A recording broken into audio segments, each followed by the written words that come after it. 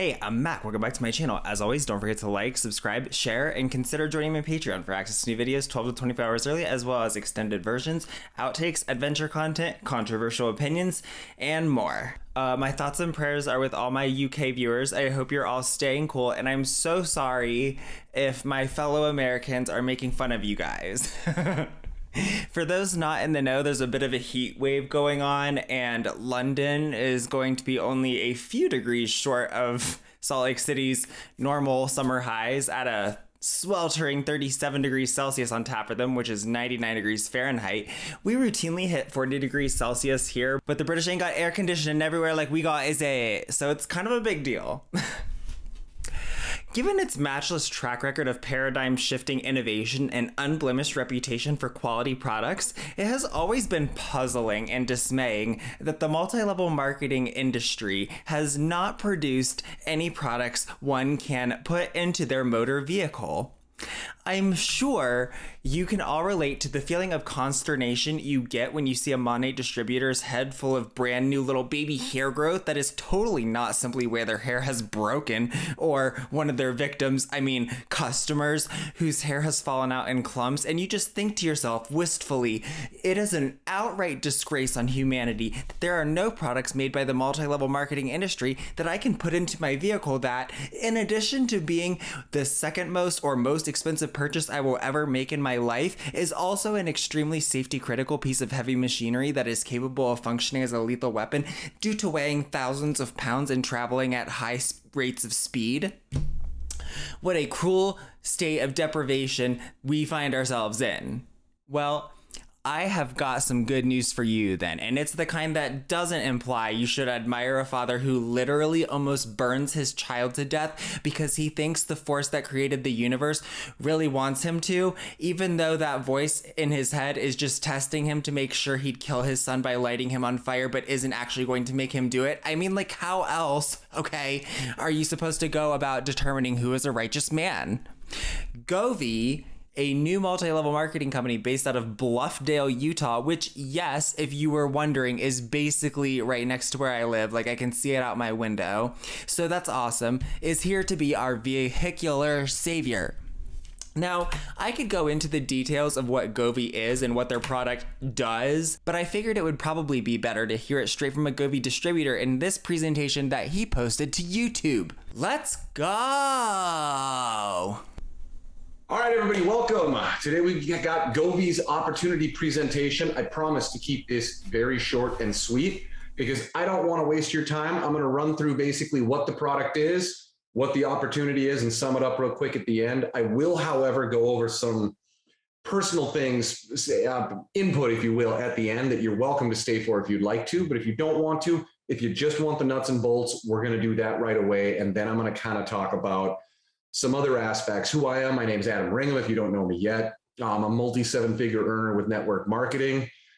What was your name again? I didn't quite catch that. So this is not my first rodeo. I'm very excited about this company because they fixed a lot of the things that I don't like about network marketing. So I'm not here to sell anything. I'll share it. If you're into it, that's totally cool. If you're not, don't worry about it. I, however, find massive value in this product. Okay, I don't know what these people think that the word sell means, but if you are trying to get someone to give you money for something and you're trying to convince them to do that, that's selling. So I can only imagine that there's a whole lot of other people that will as well. So without further ado, let's get started on, let's see how this looks here. I got to close out this little humdinger here, and then I got to find where is the present button on this. I'm sorry, I'm not used to this PDF reader one. Let's see if it's in read mode. Nope, not in read mode. Let's go back out. There's no present button because you're not in PowerPoint. Although honestly, I'm kind of with him on this because Adobe Acrobat, my God. Holy shit, it's so bad. It's so bad. Everything is buried like 5 menus deep. It makes no sense where anything is. Like, it is such a nightmare. It's so slow. Like, I don't know how they fucked it up that badly. Like, I really don't. I don't know. It's such a bloated piece of software. Adobe, fix it. Oh, I just did this the other night too, is the worst part. So I should be able to see where it's at. Oh, I agree. You should have prepared for your presentation before you hit, go live or whatever. But and we got to admit, some people, so there's still people coming in. Oh, I feel terrible with this. You know what? Maybe we'll do it a different way instead then. I don't know why this isn't here. Just a minute. My apologies. Yeah, don't look under view or anything. I bet it's not there. Page controls toolbar, gotta admit. Well, if this is showing up, you know what? This will still work out just fine. We'll do it this way. So tonight we have a Govee opportunity presentation overview. I'm sorry for the slow amount, but apparently switching monitors, this just pops up this way and this is its full screen. So we're going to use it. So the opportunity overview is we are not the first to market. We are the best to market. This fuel catalyst and fuel treatment thing is nothing that's new. Fuel catalysts, we have to change this a little bit, have actually been around since 1948, I believe, when they were first discovered, but they didn't finish the process. So around 1978, well, exactly 1978, the technology received a Nobel Peace Prize for their groundbreaking fuel economy improvements and their ability to help engines burn clean and last longer while reducing emissions by up to 70% or more. Why would that win a Nobel Peace Prize? That sounds more like it would win a Nobel Prize in chemistry. There have since been 5 subsequent Nobel Prizes awarded to this technology since the beginning of its invention, and its first prize in 1978. So this technology is nothing new. The company that we get the product from and we license it through has been doing this for 20 years. So they work specifically in the commercial industry, because in the consumer world, nobody's cared. Gas just hasn't been expensive enough. So one of the big reasons that these... What are you talking about? Ever since I've been alive, people have been interested in how to save money on gas. Like, what are you... That is such a ludicrous thing to say about Americans. Like, what are you talking about? Everybody wants less expensive gas. Commercial fleet vehicles and these... some of these bigger companies, they've got $500,000 to multi-million-dollar pieces of equipment. They use this product not just for the fuel economy increase, but it also helps the engine run better and longer. No, they don't. So if you got a $500,000 to multi-million-dollar piece of equipment, if you can get an extra 1, 2, 3 years out of the deal, that's a really good bonus that makes using these tablets really, really, really worth it. So yeah, it would if they worked, but they don't use those tablets, which tells me that they probably don't. I'll get to this in a minute. So the fuel tablets are a 5th generation fuel catalyst backed by a 1973 Nobel Prize in chemistry. Okay, was it a 1978 Nobel Peace Prize or was it a 1973 Nobel Prize in chemistry? Which was it? Because you said both. Chemistry won by Jeffrey Wilkinson and Ernst Otto Fischer. So we are now up to the 5th generation. The only other companies that I know out there are still in 4th generation. So this is why we say we're not the first to market, we're the best one. It's a revolutionary catalyst that changes the molecular structure of the fuel molecules to make them smaller, uniform, and burn more efficiently and more completely so that there's no carbonization or carbon residue, and there's more power to the engine. That is just an utterly ridiculous statement, because if you are changing the molecular structure of the fuel to make it smaller, that would mean that you're like chopping up these hydrocarbon chains. And guess where the energy is stored? It's stored in the bonds that are binding these chains together. So if you're making them into smaller molecules, then you're also losing some of the energy that's in the fuel. So that doesn't make any sense. I don't see why that would be something that you would want to do. Plus, it would probably make it more likely to ignite at the wrong time, and the timing is everything in an engine. The valve timing is very important. Like you can't just have the fuel combusting whenever the hell it happens. It's supposed to be a very precise sequence of events that happen in an engine. Yeah, I happen to know something about cars.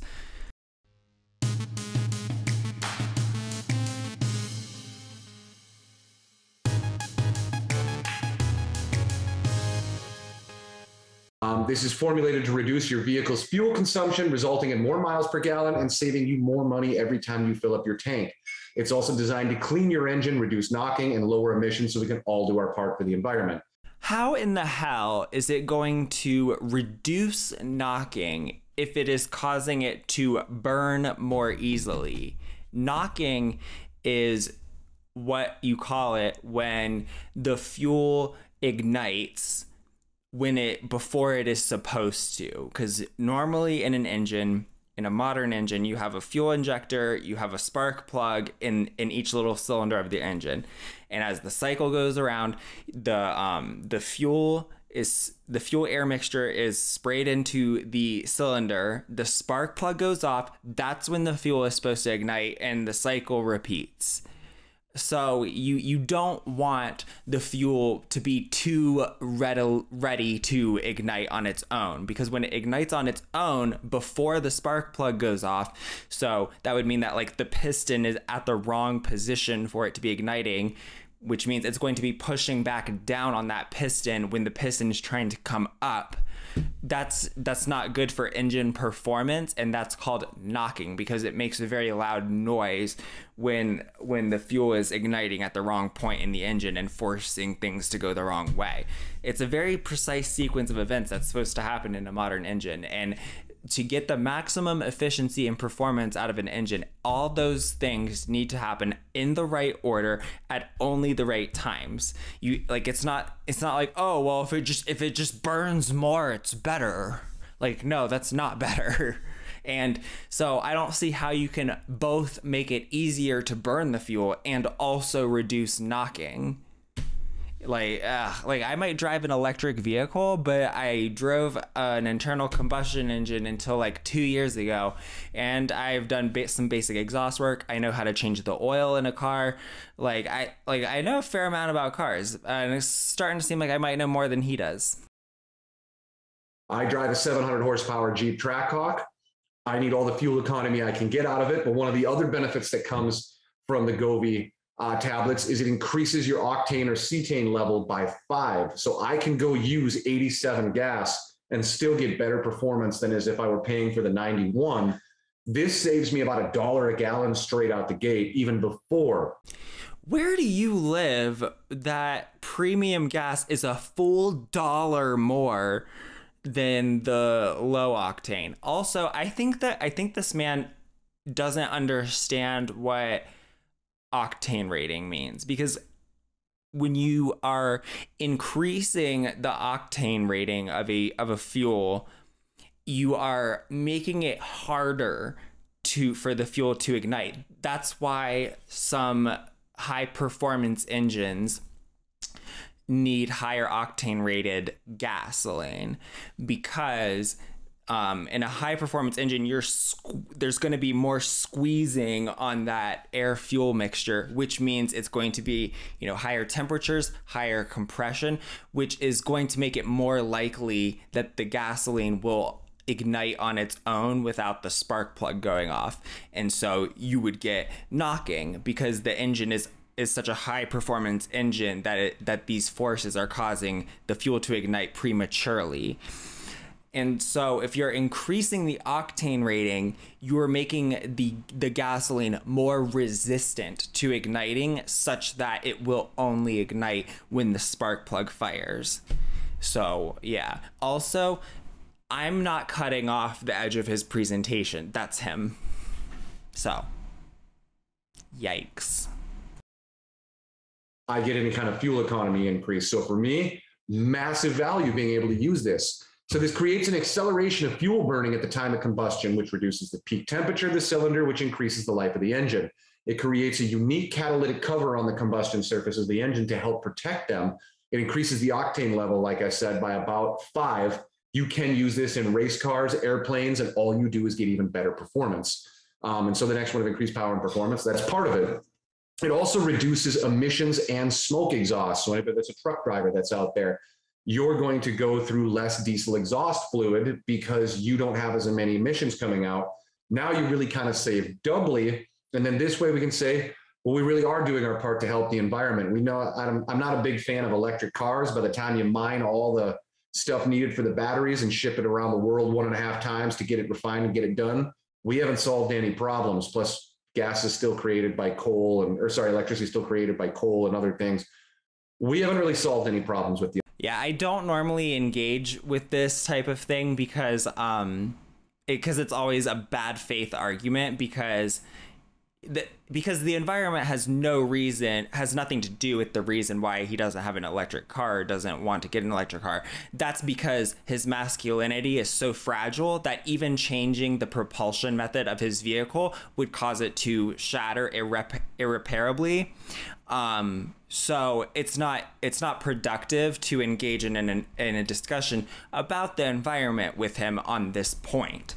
I mean, like, whatever, dude. Like, if you know, if your penis is so small that, like, you need to burn fossil fuels, I mean, I get it. It would probably be really difficult having a penis that small.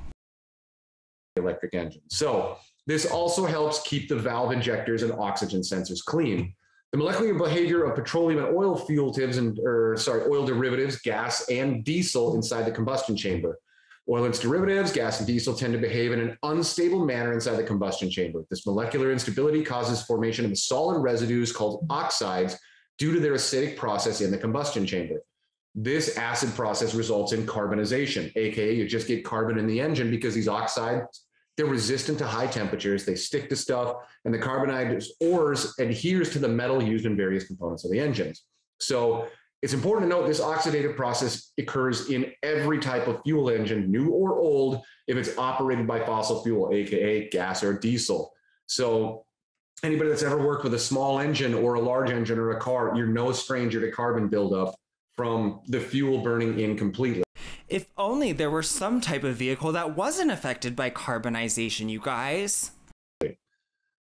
This oxidation process will cause the engine of your vehicle to consume more fuel, pollute the environment, increase the preventative costs, the corrective maintenance, and you lose power. So we get carbonization on spark plugs, we get clogging of oil and gas filters, we get damage to the oxygen sensors, loss of engine compression, increase in polluting gases. God, like, you know, if only there were a type of vehicle that didn't need oil or gasoline filters and didn't need spark plugs, carbonization, oxygen sensors, or engine compression. If only, you guys, if only. Is higher fuel consumption, more frequent oil changes. Ooh, you know how you can have zero oil changes? An EV.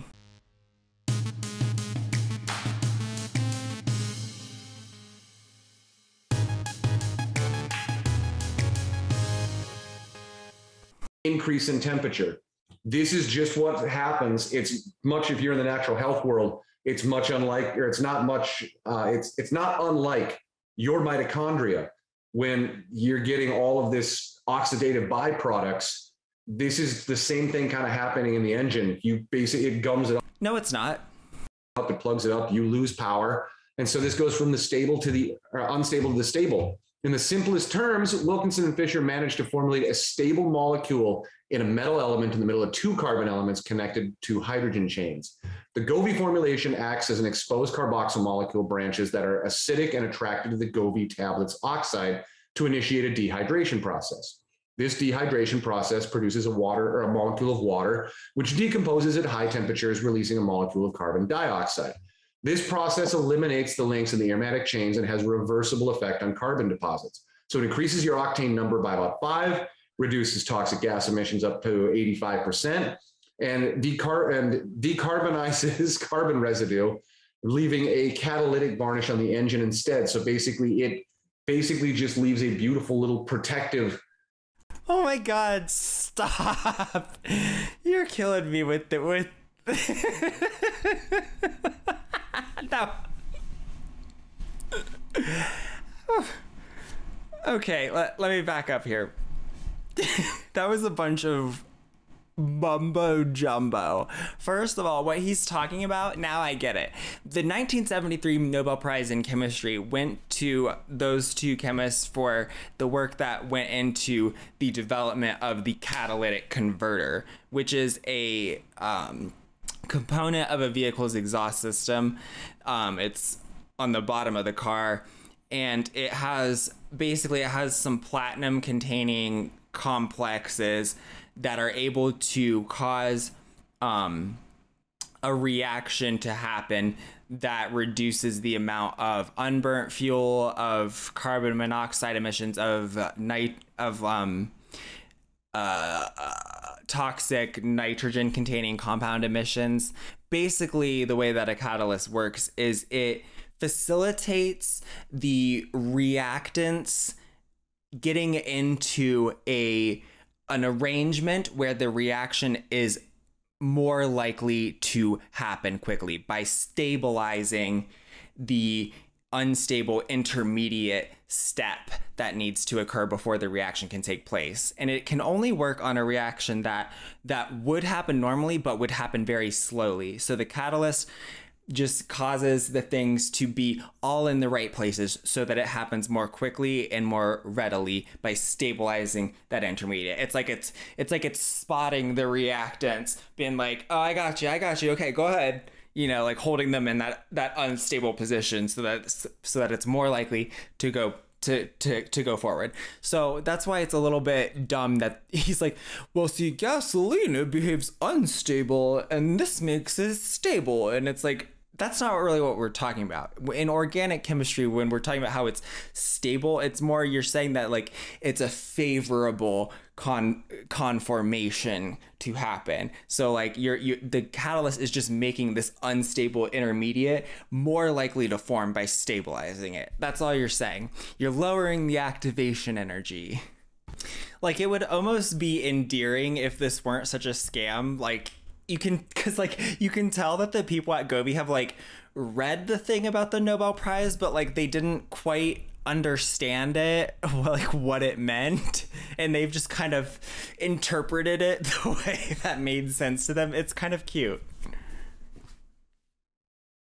And decarbonizes carbon residue, leaving a catalytic varnish on the engine instead. So basically, it just leaves a beautiful little protective coating that does not harm the engine. It actually helps it. So organometallic technology is based on 6 Nobel Prizes in chemistry. In the July of 2015, Govee technology was approved by in Mexico by the IMP, or the Mexican Petroleum Institute. The Department of Defense and the aerospace industry in the US have used this organometallic technology for 30 years. This is nothing new. Our Department of Defense has been using it for a very long time. It provided these federal organizations in the United States to come from the same laboratory that manufactures the tablets for Govee. Why would the Department of Defense, if the reason that these tablets had never been taken up before, why would the Department of Defense bother to use something that was of so little benefit? Because gas was so cheap, why would they be using this when it would be cheaper for them to just use more gasoline? Especially the Department of Defense. They can go get us more gasoline. I mean, I'm not saying I support that, but that's what they would do. Like, hello, this is America. So why would they spend 30 years using a product that was more expensive than gasoline, according to you? Why? That doesn't make any sense. That makes no goddamn sense. You get tests totaling about 400 million miles in the United States. This has been tested. It works. There's companies that have been using it for over a decade because it works for them and it produces. And now that we're up to the 5th generation, the technology just keeps getting better and we have the best technology. So the Govee tablet technology has been in operation since summer of 2010 in the United States. As of now, there is no record of product returns, and the Govee tablet has not caused what's your return policy? Any damage to any engines or the environment. Therefore, it has no lawsuits on record in the United States. The laboratory that manufactures the Govee products is regulated by the EPA, which is the Federal Agency of Environmental Protection Agency in the United States. Therefore, this represents a symbol of guarantee that it's bringing the pollution down. The EPA went and said, yeah, we're reducing greenhouse gases. No. When you create a fuel additive, the EPA requires you to register it with them only for the purposes of ensuring that you are not going to cause that vehicle to emit in a way that was not the way the vehicle was approved. They're only checking to see if you're making it worse. As long as you don't make it worse or unsafe, they don't give a shit. That's all that EPA registration means. It means that you are not going to make it worse. For everybody that's actually worried about that out there, this is a real thing that we can See what I mean? Bad faith. do our part to bring those down. I mean, I could drive a different vehicle, obviously, too, but at least I'm doing something. See, that's why you have, when people like this make arguments about the environment, that's why you just ignore it. It's a bad faith argument because that's not the thing they're actually arguing for. So they're just wasting your time. So we're saving money and the environment. Govee fuel tablets reduce CO2 emissions up to 85%. So then if you're driving a truck, not only are you getting better mileage, not only is it helping get more miles out of your engine, but it reduces your consumption of diesel exhaust fluid in diesel engines. That's a pretty big deal because that can get pretty expensive. So basically in the nuts and bolts, this is what the product is. It's a single tablet. You can get it for about as low as roughly $3, maybe a little cheaper if you buy it, in bigger quantities. Costs you about $3 at the end of the day. Most people, if they've got about a 20-gallon tank, that single tab treats a 15 to 20-gallon tank. Most people on average save up to $20 at the pump. I save almost 20 right out the gate because I can use the 87 and 91. And then when I add into, say I get 20% better fuel economy, I'm saving, $30-40 at the point of this. If you're in Canada, UK, Australia, New Zealand, or some of these other countries, their gas is $8-9 a gallon. You can imagine. Well, over there, it's petrol. If someone's getting a 20% boost to their gas, they're saving a lot of money at the pump. For Canadians, one of the ladies did the math. She's like, if I get a 20% boost, I save almost $40 at the pump on a single tab that costs in Canada. Yeah, that's an if. About $4 to get there. So she said, I'm net benefit of $36 if I get the 20% boost out of it. Yeah, that's why it's so unbelievable for you to say that no one was interested in this product.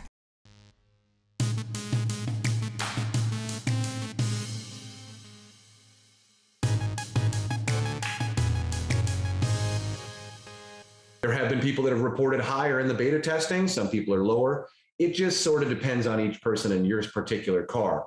So technology is nothing new. It's just a little teeny tab. You drop in your gas tank, fill it up. You can even put it in after it's full. And it just helps your car burn all of the fuel instead of part of the fuel being created and turning into this carbon buildup or going out the exhaust pipe. Boy, it sure sounds like a miracle, doesn't it? We get to reduce emissions with it, and we get to protect the engine. It's been tested for 400 million miles. The company's been in existence for 15, 20 years. Never had a single. Wow, that's 400,000 times the distance that Vanessa Carlton would walk to see you. Lawsuit against it. So is it safe? Yes. Does it work? Yes. We've got the university studies. We'll be back in the back office here shortly after marketing fixes it up. Oh, well, I'm glad that marketing needs to fix up those studies, and I can't wait to see them. Which universities? Does it reduce emissions? Yes. Does it help protect the engine? Yes. All of those things that we have said are true. The reason why you've never heard of it until now because it's bullshit. Nobody in the consumer world cared.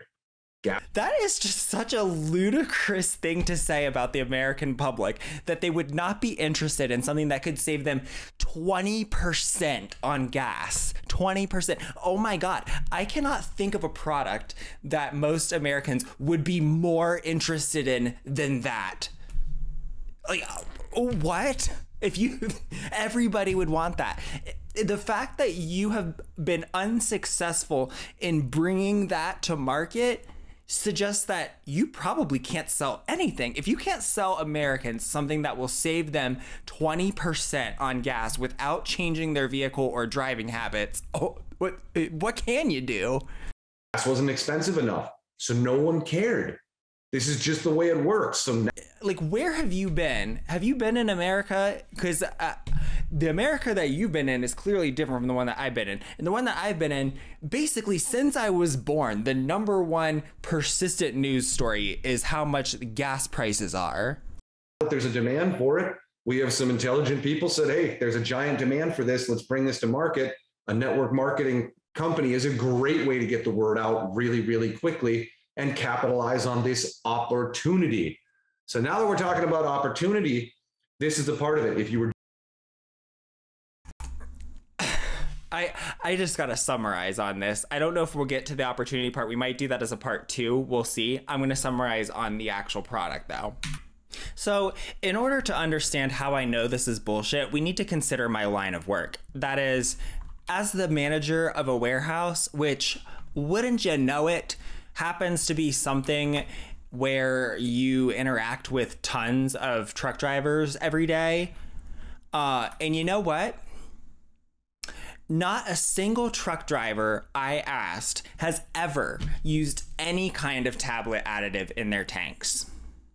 The trucking industry in 2019 spent $112 billion just on diesel fuel. And in 2019, the price of diesel was about $3 a gallon. It's like $5 now. Diesel fuel is on average about 20 to 35% of the operating expenses of the trucking industry. It is right up there with driver wages in the sheer magnitude of this expense. If they could save 20% on fuel economy with a $3 tablet, the industry would save over $20 billion a year. Do you really think there is the slightest chance that the fleet managers would not be making sure every single driver was stuffing the fuel tank of every single truck absolutely full of these tablets if it worked? Seriously, it would reduce the item constituting 20 to 35% of their total operating expenses by 20%. So you're suggesting to me that a product could exist that would instantly knock 4 to 7% off the total expenses for every trucking company, and yet I would have yet to encounter even one truck driver that uses that product. Nope. That is impossible. That is impossible. That would never happen. In fact, Govee is not even the first MLM to market a product in this category. The claims Govee makes are very similar, even eerily similar, to the claims made by another MLM, Be Epic, who bizarrely markets all kinds of shady wellness products alongside its Be Eco revolutionary fuel catalyst tablets. So, definitely don't want to get those mixed up with their other products that are things for you to put in the hole in your face. Further interesting is the fact that they too compare the effects of their tablets on engines to the effects of oxidation on the mitochondria. I have no idea if they're linked or if it's just a weird copy and paste thing going on. I don't think that assortment of products is weird in any way whatsoever, because I did my research and I keep my brain cells in optimum functioning condition with my Pennzoil multivitamins, you guys. By the way, oil changes, that's another thing electric vehicles do not need, so have fun with that. Huh. Actually, you know what? Sidebar rant. You know, I normally hold my EV driver tongue on this shit, but I'm just gonna go ahead and say something here. It's a good thing this man understands that electric vehicles truly don't solve any problems other than the fact that I spend 100% less on gasoline or any fueling for my vehicle because I have free charging here at home and at my workplace, which I'm pretty sure blows away the $50 he saves with his magic beans. And I have to get approximately 0 oil changes every year, so I save 100% on that. And oh, it looks like I actually emit 100% less pollution when I drive on a heavy smog day, which is why I get to use the carpool lane. And I can sit in my vehicle with the air conditioner or heater on for as long as I want without idling my engine. I mean, come on.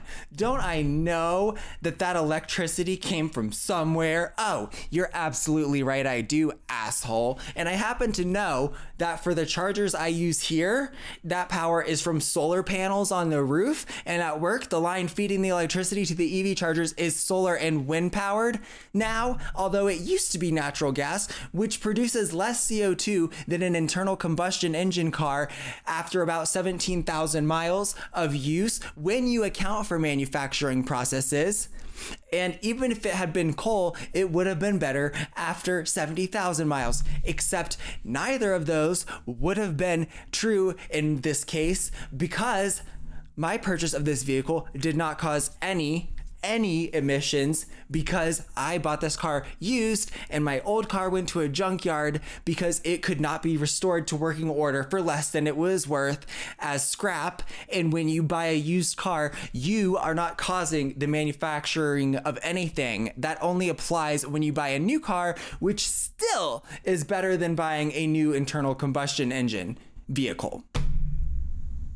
So other than those lame things that save me thousands of dollars a year, electric vehicles truly solve literally nothing, you guys, and that's why he doesn't like them. It has absolutely nothing to do with his extreme levels of insecurity in himself as a man and his masculinity being so fragile, so delicate as glass, that even changing the propulsion method of his vehicle to a method that might help his children have anything other than very short, very difficult lives, not worth living, and would save him thousands of dollars per year, would be utterly catastrophic, shattering his fragile masculinity into a million pieces. It's so stupid. If you don't want to drive an electric car, whatever, I don't give a shit. That means you won't be around hogging the chargers. But geez, can't you stick to the normal, classic, nonsensical reasons people come up with, such as it having 200 miles of range,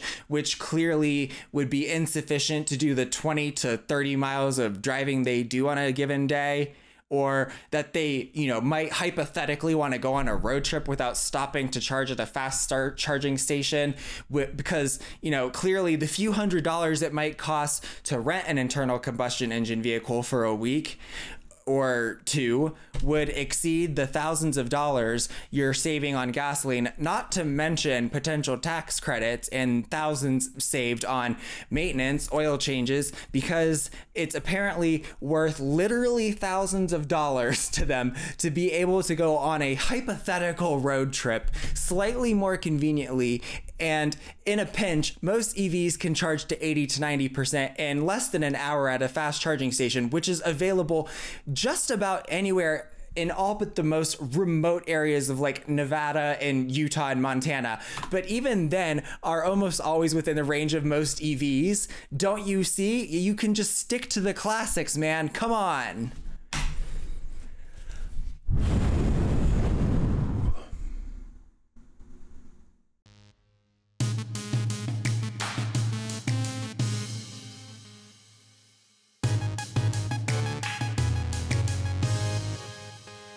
Anyway, it's not just Govee and Be Epic, though.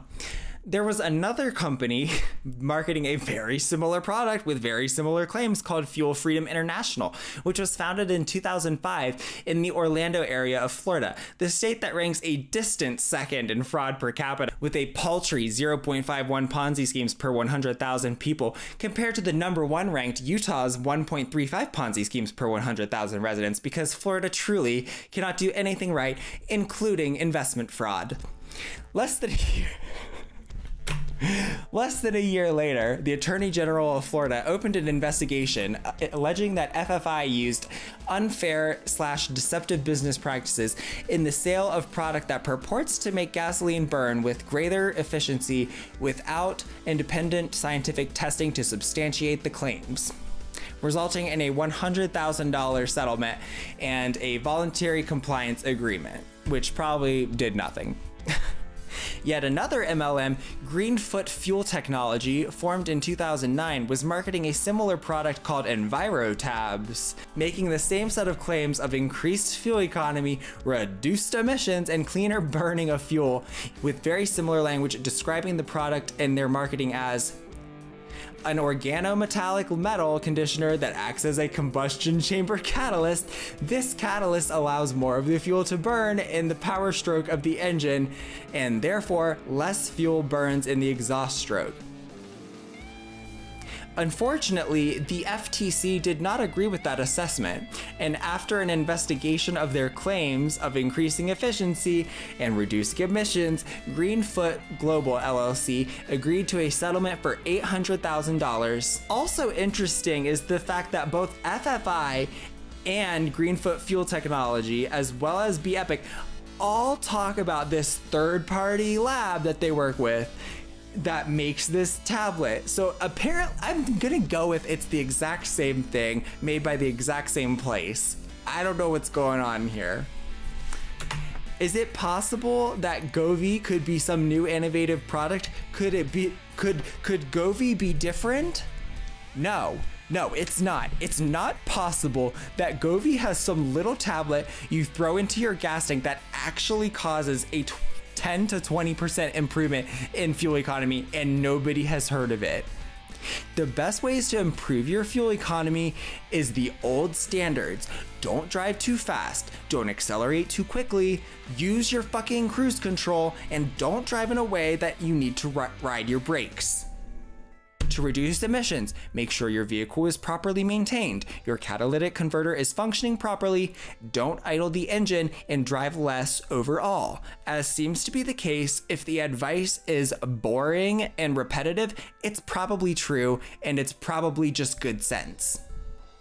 There's no magic beans. Woo!